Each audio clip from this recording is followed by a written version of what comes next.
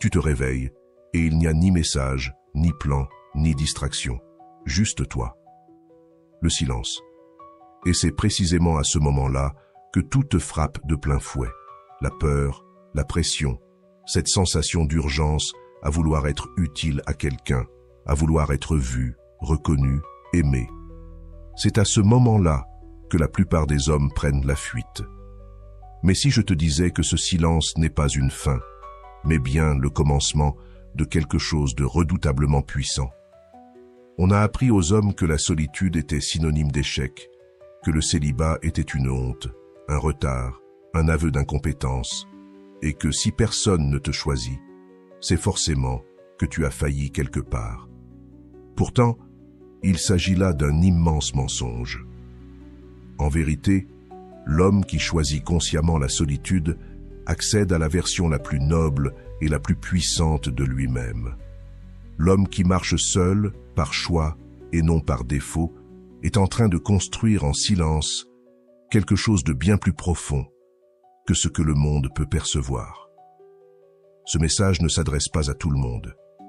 Il est destiné à ceux qui sont prêts à cesser de mendier l'attention, à se détacher du besoin compulsif de liens superficiels et à commencer à bâtir une existence qu'on ne peut ignorer. Il est pour l'homme qui aspire à la maîtrise de soi, à la clarté intérieure et à une souveraineté totale sur sa propre vie. Si tu fais partie de ces hommes, alors reste attentif. Dans un monde qui idolâtre le vacarme et la superficialité, l'homme qui choisit le silence se démarque avec grandeur.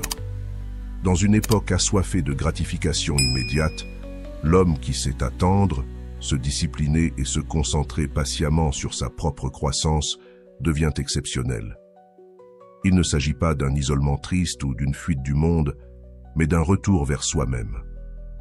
Trop d'hommes sautent d'une femme à l'autre, d'un emploi à l'autre, d'un cercle d'amis à un autre, espérant être validés, appréciés, voire simplement remarqués.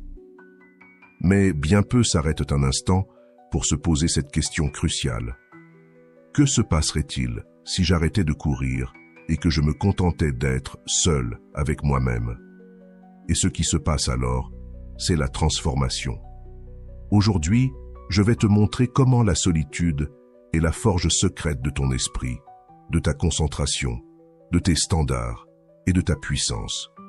Lorsque tu cesses d'attendre que les autres reconnaissent ta valeur, tu deviens celui qu'on remarque naturellement, sans même le vouloir. Le silence, pour beaucoup, est terrifiant. Ce n'est pas un cri, ni une accusation, ni une menace. C'est un miroir. Lorsque tout s'arrête, lorsque les notifications s'éteignent, lorsqu'il n'y a personne à tes côtés, c'est là que le vrai combat commence. Il ne reste plus que toi, face à toi-même. Et pour nombre d'hommes, cela ressemble à un cauchemar. Ce qu'ils avaient enfoui sous les rires, les fêtes et les likes refait surface. Les regrets, la honte, les insécurités, la peur de ne jamais être réellement aimé. Le souvenir de cette fille qui les a ignorés, cet emploi jamais osé, cet idéal de soi jamais accompli. Tout remonte. Et c'est pour cela que beaucoup fuient dans les distractions, les relations, les écrans. Ce n'est pas tant pour le plaisir, mais pour fuir cette confrontation intérieure. Car poser la question « Qui suis-je vraiment ?» exige du courage, surtout lorsqu'on redoute la réponse. Mais c'est précisément là que débute la véritable évolution. Pas à la salle de sport, pas dans les vidéos de motivation, pas dans les conquêtes. La croissance commence lorsque tu cesses de fuir et que tu décides de rester là, dans le silence, malgré l'inconfort. Tu laisses la douleur remonter, tu la ressens pleinement, mais tu ne la maquilles pas. Ton esprit panique au début. Il hurle, il veut fuir. Il t'envoie des images, des souvenirs, des doutes. Mais si tu restes calme, si tu ne cèdes pas, un basculement s'opère. Un calme s'installe. Tu prends conscience que tu es toujours là, que tu as survécu au chaos mental, que tu n'es ni ton passé, ni tes peurs, ni les jugements que tu t'imagines. Tu es l'homme qui est resté. Et ça, c'est une force rare. La plupart des hommes sont dépendants sans même le savoir. Pas forcément à l'alcool ou aux drogues, mais à une drogue plus insidieuse, l'approbation. Ils se lèvent, consultent leur téléphone. A-t-elle répondu? Est-ce que j'existe pour quelqu'un? Cette soif de validation est une prison dorée. Elle t'amène à moduler tes paroles, à réprimer tes opinions, à chercher à plaire, même au prix de ton intégrité. Tu acceptes ce qui te déplaît. Tu souris à ce que tu méprises. Tout ça pour être accepté. Et peu à peu, tu te perds. Ta valeur devient une monnaie que tu laisses aux mains d'autrui. Tu vis dans la peur d'être mal vu, mal aimé, ou pire, ignoré. Alors tu veux plaire à tout le monde. Et à la fin, tu ne respectes plus personne. Et surtout pas toi-même. Mais la vérité, c'est que le véritable pouvoir commence là où s'arrête le besoin d'approbation. Imagine une vie où tu te réveilles sans avoir besoin du regard des autres pour te sentir bien. Où tu peux dire ce que tu penses, t'affirmer sans trembler, fixer tes limites sans t'excuser. Où tu peux être seul, sans panique, parce que tu t'es choisi, toi, pleinement. À ce stade, tu ne cours plus après les gens. Tu les observes. Tu choisis avec discernement. Et soudain, c'est toi qu'on commence à chercher, à respecter, à admirer. Pas parce que tu fais des efforts pour impressionner, mais parce que ton aura parle d'elle-même.